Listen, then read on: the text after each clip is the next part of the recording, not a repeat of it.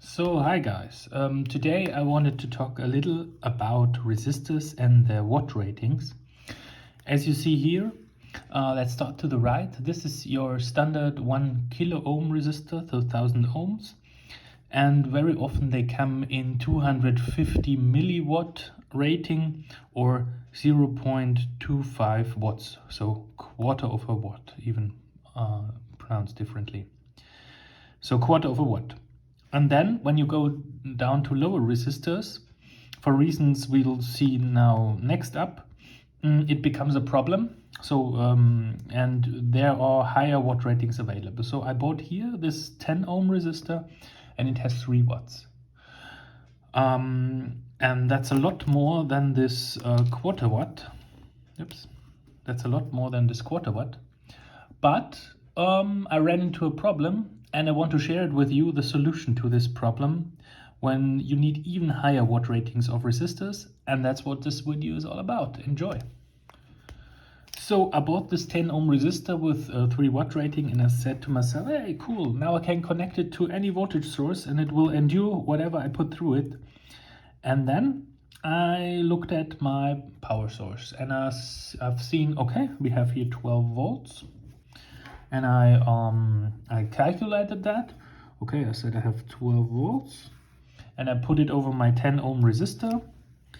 And as we know, 12 volts over 10 ohms, that is how you calculate the current through it. 12 divided by 10, that is 1.2 ampere. Okay. And then I wondered, okay, what will that be if I put 12 volt across this resistor here, 0 volt, 12 volt at the leads. I asked myself, okay, what power will be there going through that? I have a 3 watt resistor now, but just for fun, how much power will that be? I was pretty sure it will be lower than 3 watts. But then, there are different ways to calculate the power, but the easiest one is you multiply your voltage you have across a component by the current that is across the component. And then that will be the power P equals 12 volts times 1.2 ampere. And what would that give us? That would be 12 times 1 is 12. So 12 and the power is watts plus, okay, and what is 12 times 0.2? That 0.2 is a fifth. 12 times a fifth, that is for sure 2. And then 2 fifth, 0.4.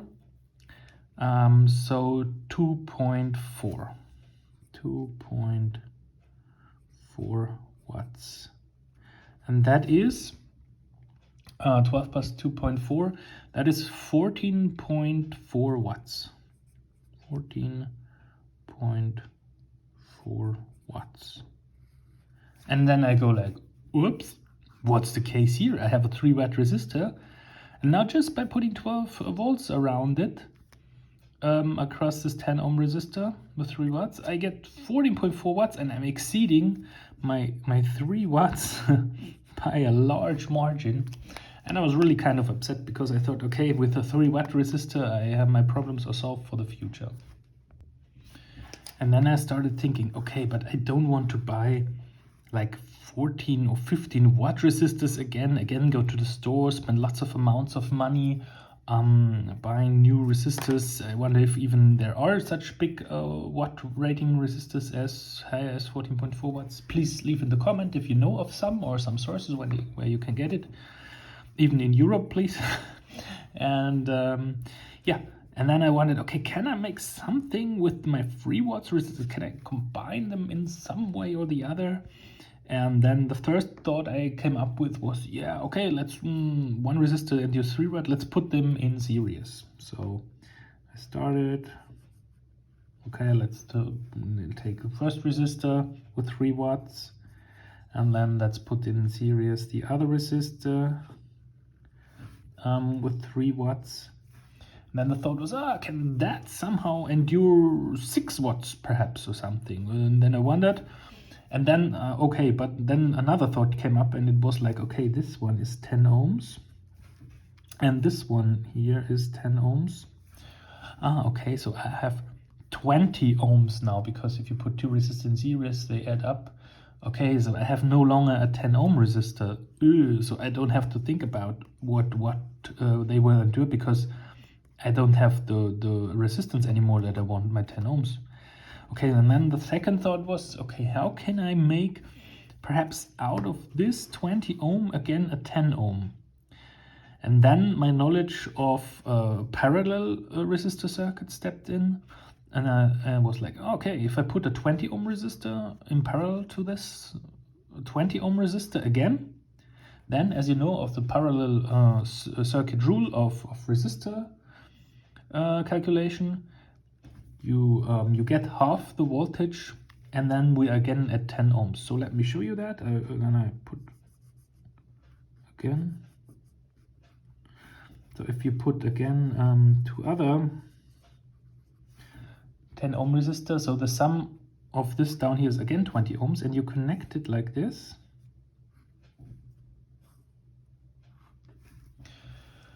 And they again this 3 watt resistors. And all of a sudden you have down here 20 ohm, and you have up here 20 ohm, and the rule of parallel resistors is 20 ohm and 20, and whatever you put parallel, if it's the same value, it divides in half. And this whole construct then again has 10 ohm. If you don't know it so well, so please review some of my basic videos about parallel resistor calculation. And then the question was, okay, but how much wattage can this endure? How many watts is there here? How many watts? I was hoping for the best, of course, so that we can endure more than 3 watts. And we put the 12 volt here again to the left, and the 0 volt on the right, so we have a drop of 12 volt across this. And then I started thinking, okay, the overall resistance of this thing here is still 10 ohms, so you have still your 1.2 ampere flowing through the whole thing. And if you have your 1.2 ampere, so let's write it down. So we have, of course, 1.2 ampere flowing through it. But now, in a parallel circuit, that 1.2, they divide equally. So you have half of the current flowing up here, and half of the current flowing down here. So we have in each branch, so we have here 0.6 ampere, and you have here 0.6 ampere, and they unite again at the end to form again 1.2 ampere. And then I started thinking, okay, but now we have through these two, each of these two resistors, we have only 0.6 ampere flowing. Okay, what does that mean now for the power through each of these resistors? So let's look at the lower branch, for example. So you have 0.6 ampere through here, let's look at this resistor in particular, for example, here, this one here. The question is, okay, how much voltage do we get through here? So we get voltage equals resistance times current, and in this case we have 10 ohms times 0.6 ampere, and that gives us 10 times 0.6, that is 6 volts drop. And that makes sense, 6 volts, because if we drop here 6 volts and then here 6 volts, then we have dropped our 12 volts. Okay, that means over this resistor 6 volts, over this resistor 6 volts. And consequently, because the thing is the same up here with the 0.6 ampere, so we have 6 volts across each of these resistors. And the question is, okay, you have what is the power then? We have across each 6 volts and across and through each resistor 0.6 amperes. And we calculate it, and we see that 6 volts times 0.6 amperes equals, so 6 times 6 gives 36, and then we need 1 decimal place, so we have 3.6 watts. Now we have, if we put such a constellations of 4 resistors, we have as a power only through each resistor. Before we had through the one resistor we took of 10 ohms, we had 14.4 watts through one resistor because the resistor was alone and had to endure all the power. But now, as you see, with such a constellation like here, we can have it that one resistor only must endure now 3.6 watts of power. And with our rating of 3 watts, that is still a little bit too high, 0.6, but not too much. We're getting in the range. And if you think for yourself now for a moment, you could even go further. And for this 12 volts, we have to go further. And what we could do, we could put like 3 of these resistors here in series to have 30 ohms. But then we must have, when you have 30 ohms, to come back to 10 ohms, we must have 3 branches. 1, 2, 3. And then we would have, again, our 10 ohms, but we will have 9 resistors. And that constellation is interesting, and we'll look at now. And so we are here again. So now I've drawn the situation. 30 ohms up here, 30 ohms here, and 30 ohms here. So parallel all 3, so divide this by 3, the 30 ohms, then you get, again, you have this whole constellation has 10 ohms. And again, you get your sum of current 1.2 amperes, because this whole construct has 10 ohms all in all, so you're still at 1.2 amperes. But now the current equally divides up into 3 branches. And the thing is, before we divided up into 2 branches and we had 0.6 ampere, now we have 0.4 ampere through each branch. So here, and then 0.4 here, and 0.4 here. And that's really the first thing to note. No matter what current I have through a single resistor, if I do such divisions with the same resistor, I always divide the current by the number of branches. So with 3 resistors on a branch, I need 3 branches, I divide the current by 3. So I divided by 3. The current divided by 3. Now, in our concrete case, it is 1.2 ampere divided by 3, and that is 0.4 ampere. But generally, no matter if I put another voltage here and I have a current, then also this from this other voltage, the higher current, let's say we have 16 volts or something, it's always divided by 3.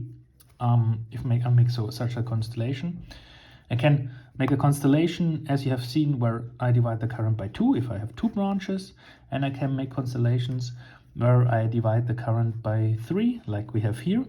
You can also imagine that if I have 4 resistors here and then 4 branches, I would again have 10 volts, and I divide the current by 4. So I can really make situations where I divide the current by 3 or by 4 or by 2, any natural number I can divide the current, and that is a real cool thing. And we here have drawn the constellation where I divide the current by 3. So and let's look at what happens here now. Again, let's look here. We have the current is the same through this whole branch. So every 10 ohm resistor has this current of 0.4 amperes now. So what is my voltage drop across each resistor? The voltage is 10 ohms times 0.4 amperes, and this is 4 volts. And now again, as you see, 4 volts. Before, when we divided the current by 2 in this situation, we had 6 volts. Now we're even lower. We have not 6 volts, but 4 volts across the resistor. And even we have not 0.6 ampere through the resistor, not 0.6 ampere, but we have 0.4. So we're going down in voltage and in current through each single resistor here. And then if you already guessed it, now the power must be lower, because if we both parameters are lower, then we do the calculation. 4 volts times 0.4 amperes, and it is 1.6 watts. Hey, and that is great, because now if every single resistor has to only endure 1.6 watts, we are happy, and we can make here a smiley face, that now our resistor rating of 3 watts, it is sufficient again. And as you see, we divided the current by 3 here. So we are happy now, 3 watts. But let's make of it let's think of it a little bit more generic, so that we get better at designing such things. So if you think of it, the power we always calculated with the formula, the voltage across a resistor times the current across a resistor, yeah. But after Ohm's law, you can substitute the voltage.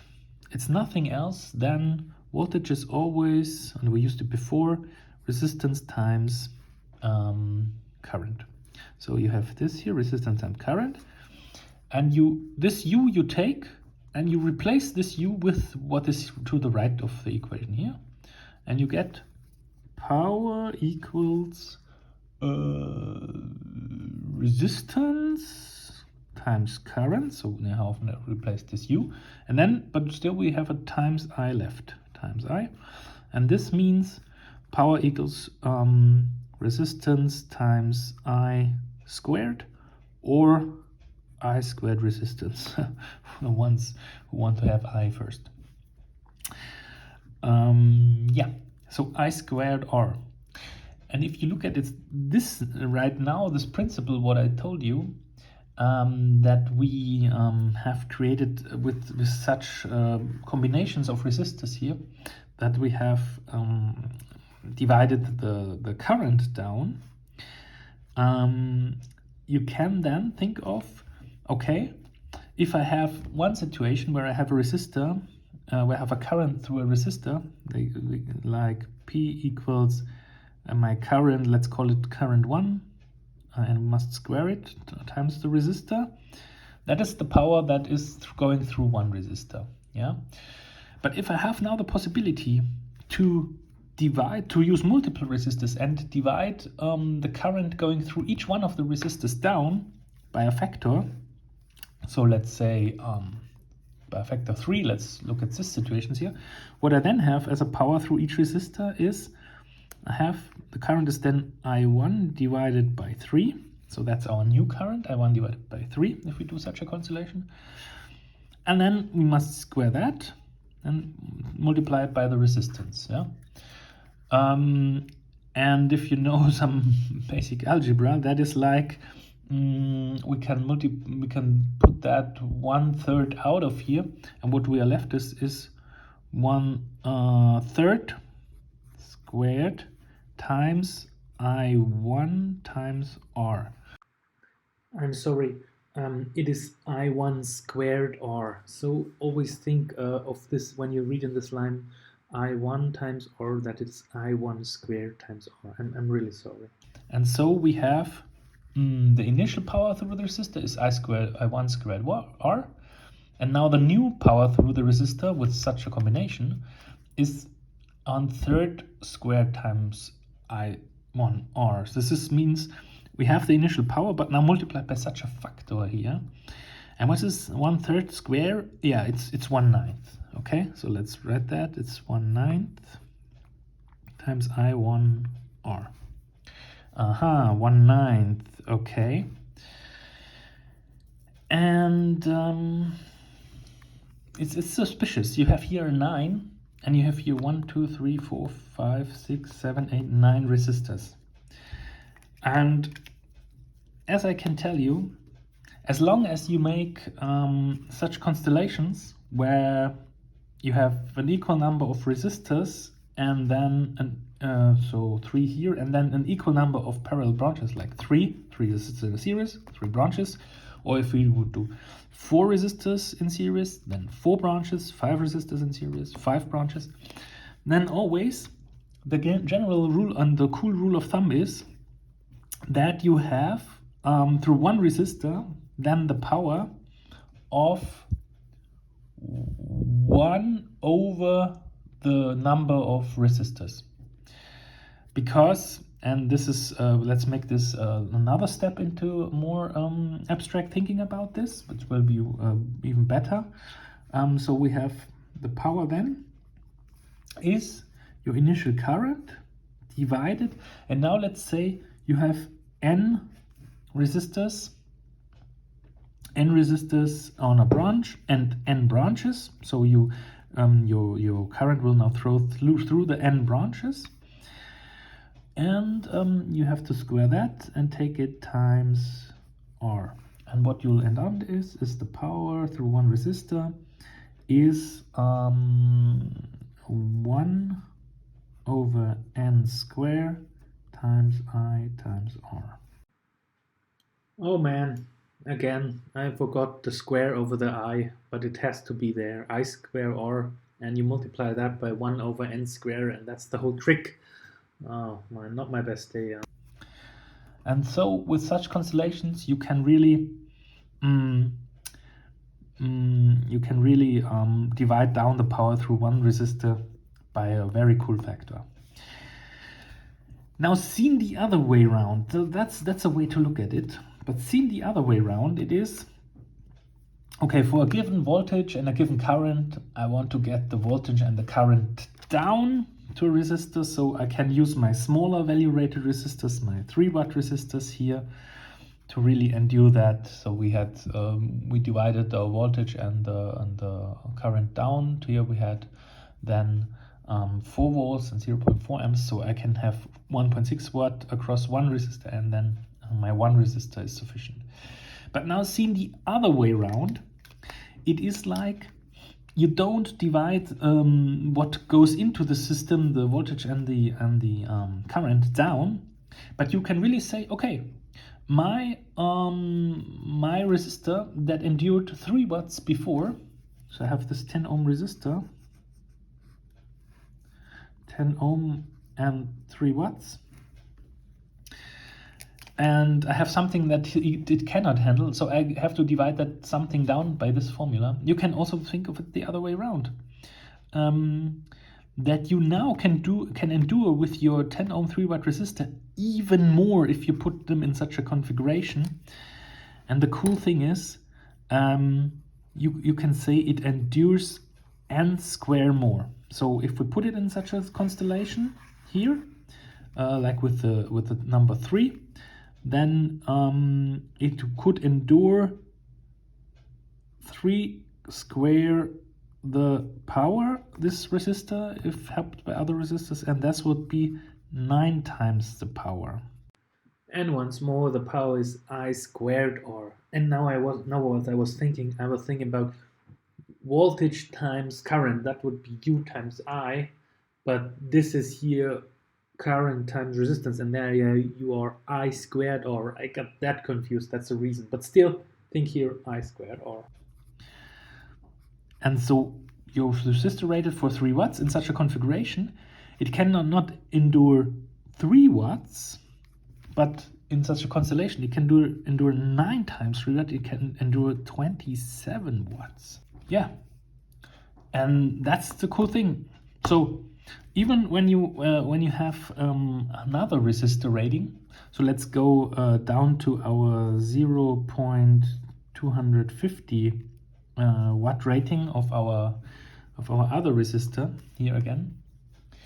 And if you say, okay, but I want to have a constellation where I endure, and you know now that we can produce squares of natural numbers. I want to have a constellation where I can endure 1 watt with these resistors, but still have this 1K value of this resistor. But I want this constellation, I want to have 1K still, but I want it to endure 1 watt. And then okay, we can generate 1 square, 2 square, 3 square, which is we can produce 1, 4, 9, or 4 square would be 16. And if I want, okay, I want to endure 1 watt, that would be 4 times 250 watts. So we see, okay, we have this 2 square. If we multiply it by 4 or 2 square, this 250 milliwatt, we get 1 watt. And so we know now, okay, if you want to have a constellation where this small and weak wattage resistor can endure this, I just must have the 2 square case. So this means 2 resistors in every branch. So like here, zack. And then this is the 1K, this is the 1K, and then in parallel this and then 1K, and this constellation has still 1K, but now it endures 1 watt, and that is a pretty cool thing. You have then the ability to design your resistor circuits. And now for myself, I will create exactly this one, which we have up here, a 10 ohm resistor network that all in all can endure 27 watts. Because the number is 3 here, 3 square is 9. One resistor can endure 3 watts. 9 times 3 watts is 27 watts. I will create this network and I will use it for I will test lots of buck and boost converters. And oftentimes I want to drive high currents through with this buck and boost converters and see, okay, do these when they output high currents, this buck and boost, do they still keep the voltage stable? And for driving that high current out of these buck and boost converters, I need really a low 10 ohm resistor so that much current can flow through. And if this much current flows, I'm very forced up in the high watt numbers. And that resistor network constellation will help me really a lot. And I will like hardwire this on a maybe I'll solder it. And you can do so now too.